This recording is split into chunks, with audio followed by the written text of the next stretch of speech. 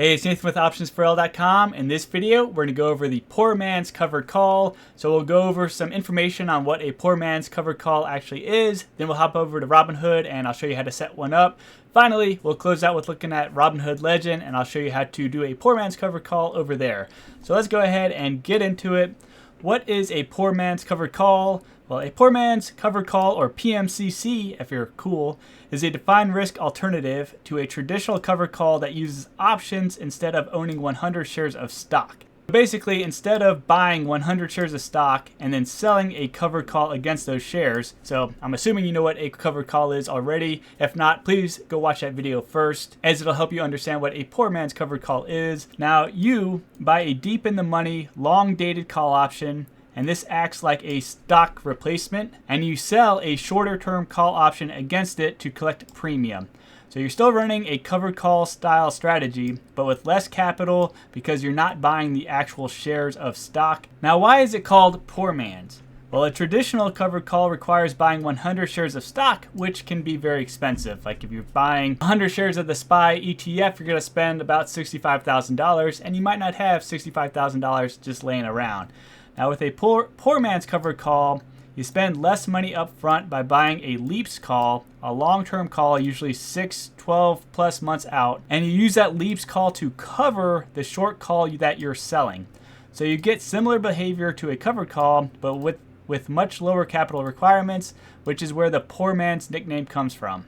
I'm going to hop over to Robinhood real quick just to point one thing out, and then we'll come back to our definition. So like I said in my example, the SPY, we'll go to trade SPY options, and we're looking at an expiration date at least 6 months out. Typically, you're looking at a year or more out. And I'm going to just go with January 15th, 2027, 425 days out.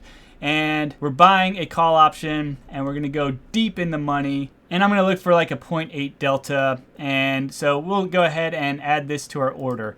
Buying this particular call option gives us the right to buy SPY for $590. And so basically this is giving us control of 100 shares of SPY with a strike price of $590. And we're buying control of these 100 shares for basically $12,736 versus if we went to the open market and bought 100 shares of SPY, because right now it's at $673.34. So we need $67,000 to buy 100 shares of SPY outright. Conversely, we can buy control of 100 shares of SPY for $12,736. So it's basically like 1/5 the cost. Now, of course, owning options is not the same thing as actually owning the actual stock, because you're going to miss out on dividends. And also, if the price of SPY drops past the $590, like you're going to start losing money, but it gives you like a synthetic position on that particular stock. So hopefully that helps with the explanation. Let's go back to the definition, and that's what we're talking about with the much lower capital requirements, $12,000 versus $67,000, which is where the poor man's nickname comes from. So when to use a poor man's covered call?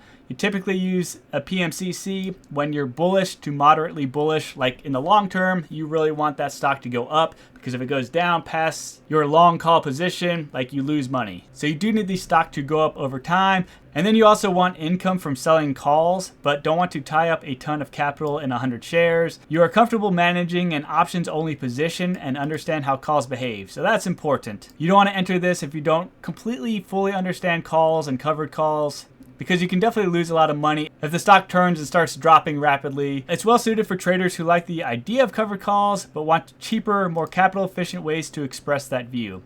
Now, how to set up a poor man's covered call. The first thing you need to do is choose your underlying and direction. So you need to pick a stock or ETF you're bullish on over the next several months or years. You buy the long call, the stock replacement. So that's what we just kind of did over there when we looked at the $590 strike price that was expiring in 425 days from now. You choose a long dated call, usually more than a year until expiration. You pick a deep in the money strike, so the option has a high delta. So typically between 70 to 85 is a good delta range for these long call positions, and that way it moves similarly to the stock. So what delta is saying is for every dollar that the stock moves in a direction, the option will move by that amount. So for example, at 590 right here and the delta at 0.8, what this is saying that for every dollar that the price of SPY goes up, so if it goes from 673.34 to 674.34, the option would gain 80 cents in value. And that's what the delta is representing right there. Let me come back to our definition. And then we sell the short-term call, so the income leg. We sell a shorter dated call, for example, 30 to 60 days to expiration, and we choose a strike price above the current stock price, where you'd be okay taking profit if the stock moves up. And this brings in the premium, similar to a covered call. Now you want to make sure that the strikes are spaced reasonably. The short call strike should be higher than the strike of your long call, and this ensures that the position remains a diagonal spread, not an inverted mess. Like if the price of the stock goes below your long call option, you will run into trouble selling short call options against it. And then step 5, you roll the short call over time. As the short call approaches expiration, you can buy it back and sell a new call further out in time, potentially at a new strike to keep generating income. So your long call stays as the base. The short call is the part you actively manage. Now how it makes and loses money, the profit drivers: you make money if the stock drifts higher or stays stable, and the short calls you sell lose value over time, so time decay. The long call can gain value if the stock rises, and the repeated call selling helps reduce your cost basis. Now the risk of loss is if the stock drops significantly, the value of your long call can fall. However, the premium from the short call helps, but it might not fully offset losses if the move down is large enough. So unlike owning 100 shares, your risk is limited to what you paid for the long call minus any credits received from selling calls. So like in our example over here, we have a $12,736 that we need to spend, and that is our maximum loss. Alternatively, if we bought 100 shares of SPY at $673 a piece and it dropped to $0, well, then we could lose $67,000. And so that's what it's saying over here. Now the pros of a poor man's covered call: lower capital requirements. It's much cheaper than buying 100 shares. We have defined risk. Your maximum loss is largely limited to the cost of the long call minus the credits you've received from selling the short call options. You have income potential. You can sell calls repeatedly to collect premium, similar to traditional covered calls. Leverage: the long call gives you exposure to the stock's upside with less cash. And like our example, we're basically spending 1/5 the amount of money for exposure to 100 shares of the SPY ETF. Now, of course, the delta is 0.8, so it's more like 4x leverage. So let's load up the calculator real quick. So we got 673.34 times 100 shares divided by 12,736. And then we have to multiply it by our delta of 0.8. So our leverage is about 4.23x. And let's head back over to our definitions here. So cons of a poor man's covered call. So there are trade-offs. It's kind of complicated. So there's more moving parts than simply owning shares and selling calls. You're managing 2 options contracts. Time decay on the long call. So over time, the long call itself loses extrinsic value. If the stock doesn't move enough, you can slowly bleed value. There's assignment risk on the short call. So if the short call goes in the money, you can be assigned early and need to manage that. Also, strike selection matters. Poorly chosen strikes or expirations can lead to awkward risk reward or limited upside. So yeah, it's kind of complicated. I wouldn't start trading your options career with poor man covered calls because there are quite a few elements to manage. You're managing different strikes, different expiration dates, and different actions you have to take at different times. So a quick summary: a poor man's covered call is a capital efficient, options only version of a covered call. You buy a long, deep in the money call as a stock replacement and sell shorter term calls against it for income. You get defined risk and lower capital than owning 100 shares in exchange for more complexity and the need to actively manage the options. I have this table over here I want to go over real quick, and hopefully it kind of gives you a visual of what's happening. All right, so right here we have our months. So month 0 through 6, for example, our stock price, the action for the month, the cash flow, and then we have our cumulative premium collected and our unrecovered long call cost, and then some notes. And we're going to go over this pretty quick, but I just want to give you a visual display of how this poor man covered call works. So month 1, we open our position. We're buying a deep in the money call option with a 12-month expiration date, and we have to spend $12, for example, on this particular trade. So we'll just keep the dollars simple, low dollars. I mean, we could replace this with 12,000 if that, makes more sense for you in your head. All right, so that's our starting position. Then the next month we sell a covered call against that position, and we earn a $2 credit in the process, bringing our cumulative premium collected to $2 and basically reducing our long call costs by those $2, right? Because we had to spend 12 bucks, but we just made $2, so now we're down $10. The next month we sell a covered call again. We get a $2 credit, which is a total of $4 cumulative credit, which basically reduces our long call cost down to $8. We sell another covered call in month 3 for another $2 credit, reducing our long call cost by those $2, so bring it down to $6. And ultimately, if we sell enough covered calls, we bring in enough credit to essentially pay off the long call position that we opened up initially. So by month 6, if we are consistent and getting the same results, we have completely paid off our long call position. And from there, we've basically removed all risk, and anything else we make is just pure profit. All right, so let's head over to Robinhood and set this up. Now, I kind of did earlier, but we'll go ahead and restart from the beginning so we can do it together. So I'm going to do it on SPY, and we'll open up SPY, and we're going to go ahead and trade SPY options.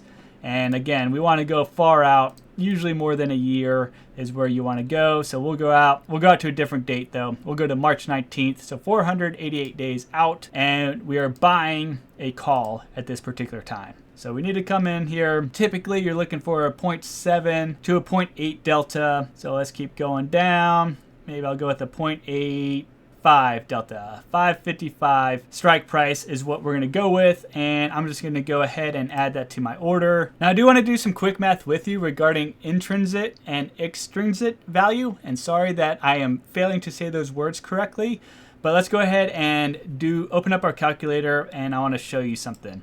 So currently we're buying a call which gives us the right to buy SPY for $555, right? So 555.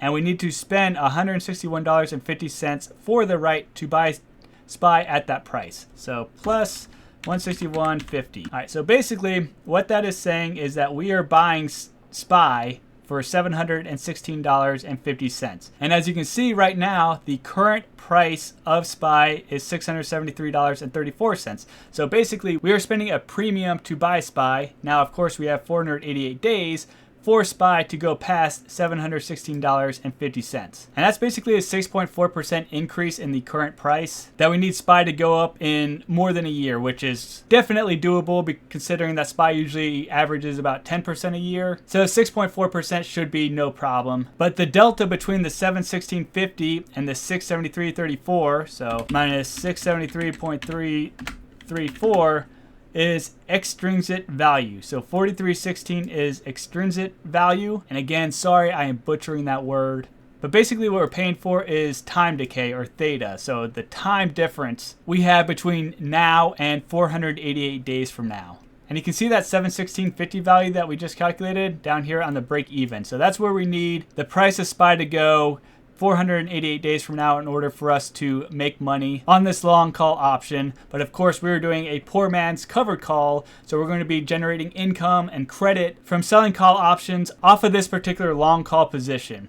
All right, so this is our long dated call option. Now we need to go ahead and sell a shorter expiration date call option against it. So let's move our date out to about 30 days from now, or 33 days from now. How about that? All right, and now we're going to go ahead and sell a call option. So we're on sell and call. And now we want to pick a price, typically with like a 0.2 delta, which is what I usually go for, 0.2 delta right here. So at $6.99. So I would go ahead and add that to our order. So let's go ahead and look at our order now. So we are buying the 555 call with the March 19th, 2027 expiration date for $161.50.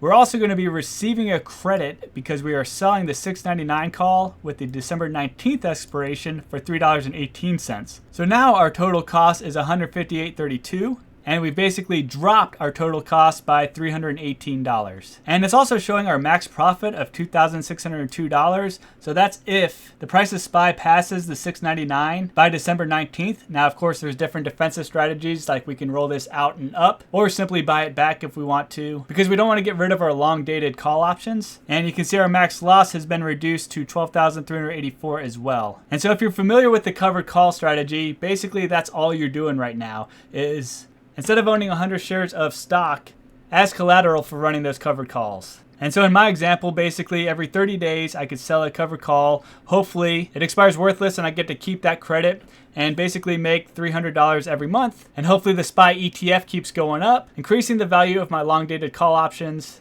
and I wind up making a lot of money. All right, let's hop over to Robinhood Legend real quick and we'll set up the trade. And this will be a pretty quick segment because I think I covered everything else in detail. Now we need to buy our leap call option. So let's go to a far out expiration date. We'll go to January 15th, 2027. We'll open that up. We're on the call side right here, and then we want to go deep in the money. So we're looking for like a 0.7 to 0.8 delta. Let's keep going down. All right, we should be in about the correct range. All right, so here's a 0.7 to 0.8. We'll go 0.75 delta. And we're buying this particular call option. So we're on the ask side, or the green numbers. We're going to buy the 570 strike call option for 142.79. So we'll add that to our order. And then we need to go ahead and sell our call.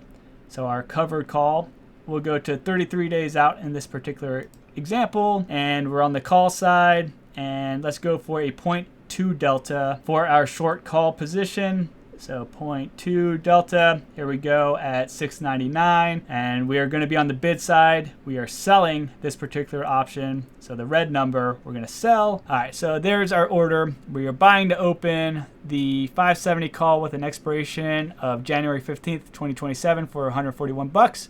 We're also going to simultaneously sell the 6.99 call with the expiration of December 19th, 2025. And again, we'll be actively managing these covered call positions. So every month or so, near expiration date, we will let it expire and earn that entire credit, or we may roll that position out and either up or down depending on where the price of SPY has gone. And that'll help us generate some income and offset the cost of the long dated call option that we purchased. And so that's it for this video. Hopefully you found it helpful. If you did, I appreciate any sorts of likes, comments, subscribes, and I hope you have a great rest of the day.